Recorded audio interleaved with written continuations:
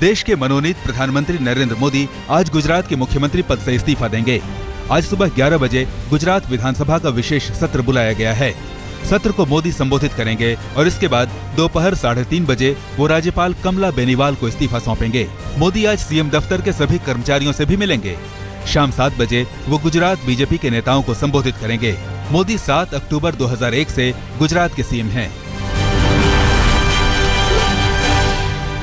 गुजरात में नरेंद्र मोदी की जगह मुख्यमंत्री की गद्दी कौन संभालेगा, आज बीजेपी विधायक दल की बैठक में ये फैसला लिया जाएगा। शाम 4 बजे बीजेपी विधायक दल की बैठक बुलाई गई है। बैठक में मोदी खुद भी मौजूद रहेंगे। गौरतलब है कि बीजेपी पहले ही साफ कर चुकी है कि उत्तराधिकारी का चयन मोदी की इच्छा से होगा। गुजरात के सीएम पद पर नरेंद्र मोदी के उत्तराधिकारी के नाम पर सस्पेंस बना हुआ है। हालांकि इस रेस में आनंदीबेन पटेल का नाम सबसे ऊपर बताया जा रहा है। आनंदीबेन इस वक्त गुजरात की राजस्व मंत्री हैं और नरेंद्र मोदी की करीबी भी मानी जाती हैं। नरेंद्र मोदी की जगह चुने जाने वाले गुजरात के नए मुख्यमंत्री कल दोपहर 12:39 पर शपथ लेंगे। शपथ ग्रहण में मोदी के अलावा बीजेपी के सीनियर नेता लालकृष्ण आडवाणी भी मौजूद रहेंगे। शपथ ग्रहण समारोह गांधी के महात्मा मंदिर परिसर में होगा। गुजरात की सरकार को गुड बाय बोलने से पहले कल नरेंद्र मोदी ने अपने विधानसभा क्षेत्र मणिनगर की जनता को अलविदा कहा। मणिनगर की रैली में उन्होंने कहा कि आपको मुझसे भी अच्छा विधायक मिले, इसके लिए मैं मेहनत करूंगा। नरेंद्र मोदी ने पहली बार खुले तौर पर अपने करीबी अमित शाह की तारीफ की। मोदी ने कहा कि जितनी सीटें कांग्रेस 30 राज्यों में नहीं जीत पाई, उससे डबल तो अमित शाह सिर्फ यूपी में ले आए। गौरतलब है कि अमित शाह को बीजेपी ने चुनाव से पहले यूपी का प्रभारी बनाया था। बीजेपी ने यूपी में 80 में से 73 सीटें जीती हैं। नरेंद्र मोदी 26 मई को शाम 6 बजे प्रधानमंत्री पद की शपथ लेंगे। कल उन्हें राष्ट्रपति प्रणब मुखर्जी ने सरकार बनाने का न्योता सौंप दिया। राष्ट्रपति भवन के प्रवक्ता ने इसका औपचारिक ऐलान कर दिया है। मोदी ने मंगलवार दोपहर राष्ट्रपति से मुलाकात की और एनडीए संसदीय दल के नेता के तौर पर सरकार बनाने का औपचारिक दावा पेश किया। बीजेपी अध्यक्ष राजनाथ सिंह के मुताबिक शपथ ग्रहण समारोह में करीब 3000 लोगों को आमंत्रित किए जाने की संभावना है।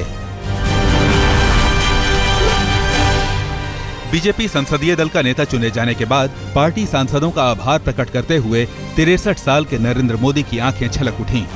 संसद के केंद्रीय कक्ष में अपने 30 मिनट के आभार भाषण के दौरान मोदी पहले अटल बिहारी वाजपेयी का नाम का जिक्र करते हुए भावुक हुए और फिर लालकृष्ण आडवाणी के बयान का जिक्र करते हुए उनका गला भराया।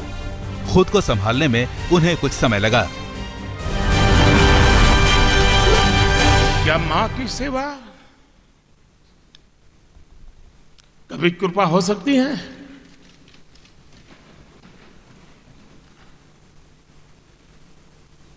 कतई नहीं हो सकती।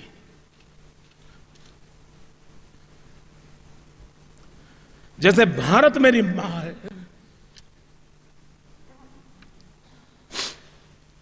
वैसे ही भाजपा भी मेरी मां है।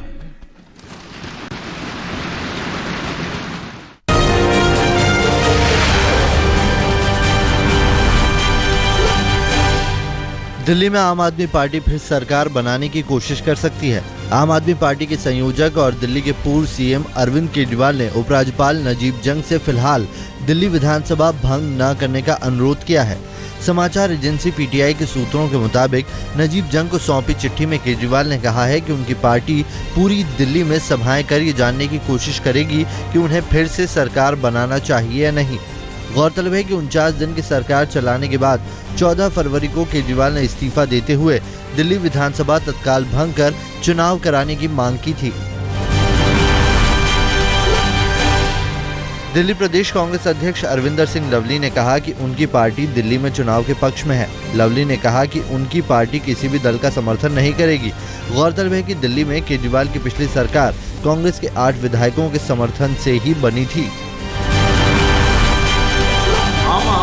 हम कांग्रेस पार्टी का आपको स्पष्ट स्टैंड बता रहे हैं कि कांग्रेस पार्टी किसी को समर्थन नहीं देना चाहती और कांग्रेस चुनाव में जाने के लिए तैयार है। अब सरकार बन सकती है या नहीं बन सकती, सरकार के बगैर रखा जाए। हम एक मिनट, हम इस स्थिति में नहीं है कि हम सरकार बना सकें। हम किसी को समर्थन दे नहीं रहे। आप किसी के बिहाफ पे मैं आंसर नहीं कर सकता। आम आदमी पार्टी के विधायक राजेश गर्ग ने खुलासा किया है कि बीजेपी उनकी पार्टी के विधायकों को तोड़ सकती है। गर्ग ने कहा कि बीजेपी नेता जगदीश मुखी ने उन्हें बनारस जाते समय ट्रेन में कहा था कि आपके 10 विधायक उनके संपर्क में हैं। गर्ग का दावा है कि 8 मई को मुखी और वो एक साथ बनारस जा रहे थे।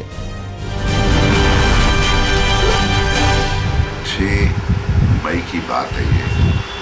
उसने हमारे लोगों को बोला, शिवगंगा एक्सप्रेस के अंदर दिल्ली से वाराणसी जाते थे, कि मेरे पास 10 लोगों की लिस्ट है जो हमारे संपर्क में हैं, जिन्हें हम तोड़ने वाले हैं, और इस चुनाव के बाद हम लोग दिल्ली में सरकार बनाएंगे आम आदमी पार्टी के विधायकों को तोड़कर। देश में बीजेपी की सरकार बन रही है, लेकिन दिल्ली को लेकर बीजेपी फिलहाल इंतजार करने के मूड में है। हर्षवर्धन समेत विजय गोयल, विजेंद्र गुप्ता, विजय कुमार मल्होत्रा समेत दिल्ली बीजेपी के कई नेता सोमवार को पार्टी के राष्ट्रीय अध्यक्ष राजनाथ सिंह से मिले थे। सूत्रों के मुताबिक इस मुलाकात में दिल्ली की सियासी हालात पर चर्चा हुई। सूत्रों का कहना है कि इस बैठक में तय हुआ कि बीजेपी अपनी तरफ से सरकार बनाने की कोई जल्दबाजी नहीं करेगी। लोग चाहेंगे जल्दी चुनाव हो। हमारी तरफ से कभी भी चुनाव हो, ये देखिए भारत के राष्ट्रपति ने तय करना है, लेकिन हमें कोई आपत्ति नहीं है, जल्दी होता है तो भी, और जब भी वो उचित समझते हैं तो भी।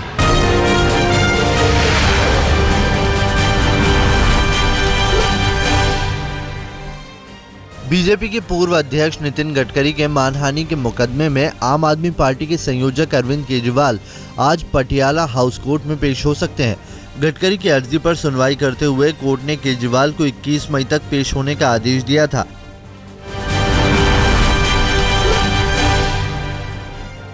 कांग्रेस और एनसीपी नेताओं ने कल महाराष्ट्र में लोकसभा चुनाव में करारी शिकस्त की समीक्षा की। 2 घंटों से भी ज्यादा चली समीक्षा बैठक में एनसीपी अध्यक्ष शरद पवार, महाराष्ट्र के मुख्यमंत्री पृथ्वीराज चौहान, उप मुख्यमंत्री अजीत पवार, महाराष्ट्र कांग्रेस के अध्यक्ष माणिकराव ठाकरे शामिल हुए। गौरतलब है कि लोकसभा चुनाव में कांग्रेस एनसीपी गठबंधन महाराष्ट्र की 48 में से सिर्फ 6 सीटें जीत पाई। महाराष्ट्र में इसी साल अक्टूबर में विधानसभा चुनाव होना है।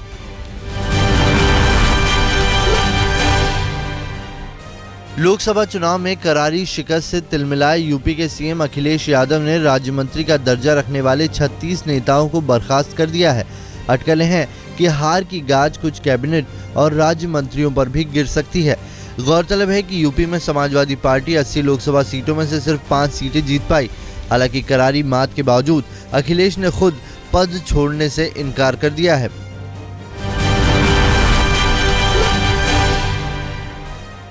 बहुजन समाज पार्टी सुप्रीमो मायावती ने पार्टी की सभी कमेटियों को भंग कर दिया है।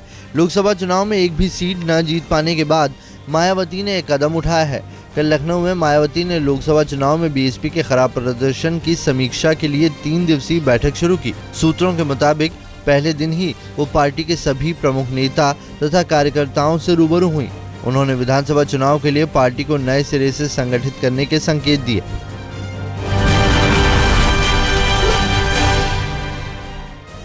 जीतन राम मांझी ने कल बिहार के नए मुख्यमंत्री पद की शपथ ली।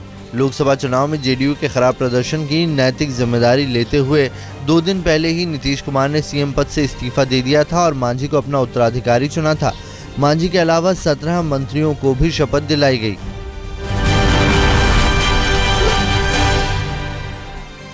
मैं जीतन राम मांझी सत्यनिष्ठा से प्रतिज्ञा करता हूँ कि मैं विधि द्वारा स्थापित भारत के संविधान के प्रति श्रद्धा और निष्ठा रखूंगा। मैं भारत की प्रभुता एवं अखंडता अक्षुण्ण रखूंगा। बिहार राज्य के मुख्यमंत्री के रूप में मैं अपने कर्तव्यों का श्रद्धापूर्वक और शुद्ध अंतःकरण से निर्वहन करूंगा। जीतन मांझी ने अपनी सरकार में 2 निर्दलीय विधायक दुलाल चंद गोस्वामी और विनय बिहारी भी शामिल किए। विनय बिहारी भोजपुरी के जाने माने गायक हैं।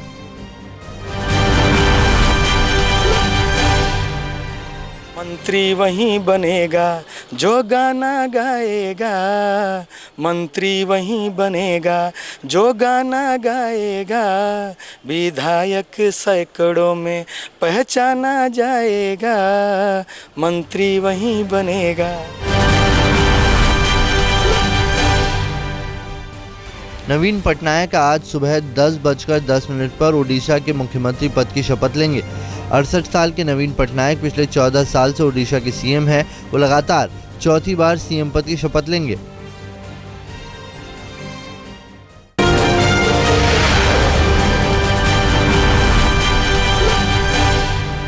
झारखंड के गुमला जिले के घाघरा क्षेत्र में पुलिस ने एक माओवादी संगठन के कमांडर भैयाराम उराव को गिरफ्तार किया है। पुलिस ने उसके पास से एक पिस्टल और कई राउंड गोलियां भी बरामद की हैं। पुलिस के मुताबिक भैयाराम उराव कई साल से इस इलाके में सक्रिय था और कई हिंसक वारदातों को अंजाम दे चुका था। एनआईए की टीम को रांची के सीटीओ बस्ती में विरोध का सामना करना पड़ा। एनआईए की टीम बिहार सीरियल ब्लास्ट के आरोपी आतंकी तहसीन को लेकर जांच के सिलसिले में वहां पहुंची थी, लेकिन गांव में पहुंचते ही ग्रामीणों ने एनआईए की टीम पर पथराव शुरू कर दिया। मजबूरन एनआईए की टीम को वहां से लौटना पड़ा। केरल पुलिस ने आंध्र प्रदेश से फरार 6 नक्सलियों को गिरफ्तार किया है। पुलिस ने उनके पास से देसी रिवॉल्वर और कई राउंड गोलियां बरामद की हैं। दिल्ली के व्यापार एवं कर विभाग में तैनात चौकीदार पीताम्बर महतो की आत्महत्या ने दिल्ली पुलिस की मुश्किलें बढ़ा दी हैं। परिवार वालों का आरोप है कि पुलिस 9 मई को व्यापार एवं कर विभाग में हुई चोरी के मामले में उससे लगातार पूछताछ कर रही थी, जिससे वो परेशान था और इसी से तंग आकर उसने आत्महत्या कर ली। बेंगलोर पुलिस ने सार्वजनिक स्थान पर सिगरेट पीने वालों के खिलाफ एक नई मुहिम की शुरुआत की है, जिसके तहत पुलिस ने लोगों से अपील की है कि वो सार्वजनिक स्थल पर सिगरेट पीने वालों की फोटो खींचकर बेंगलोर पुलिस के फेसबुक पेज पर डाल दें, ताकि पुलिस उनके खिलाफ कानूनी कार्रवाई कर सके। जम्मू में पुलिस ने चोरी की वारदातों को रोकने के लिए एक नई मुहिम की शुरुआत की है, जिसके तहत पुलिस रात में मोटरसाइकिल पर गश्त करती है ताकि चोरी की वारदातों को रोका जा सके। पुलिस के अनुसार गर्मियों की छुट्टियों में ज्यादातर लोग घूमने चले जाते हैं, जिसके कारण चोरी की वारदातें बढ़ जाती हैं। जम्मू पुलिस ने पिछले 2 दिनों में कई चोरों को पकड़ा है, जिनसे काफी मात्रा में सोना और कैश बरामद किया गया है। दिल्ली पुलिस की क्राइम ब्रांच ने अपराधियों के एक ऐसे गिरोह का भंडाफोड़ किया है जो बाकायदा ऑर्डर लेकर कारें चुराया करता था। पुलिस ने गैंग की निशानदेही पर चोरी की कारों का जखीरा भी बरामद किया है। इस गैंग का संबंध एक और गैंग से था जो गाड़ियां चुराने के लिए ऑर्डर दिया करता था। चोरी की कारों के चेसिस नंबर और दूसरे हिस्से बदलकर उन्हें बेच दिया जाता था।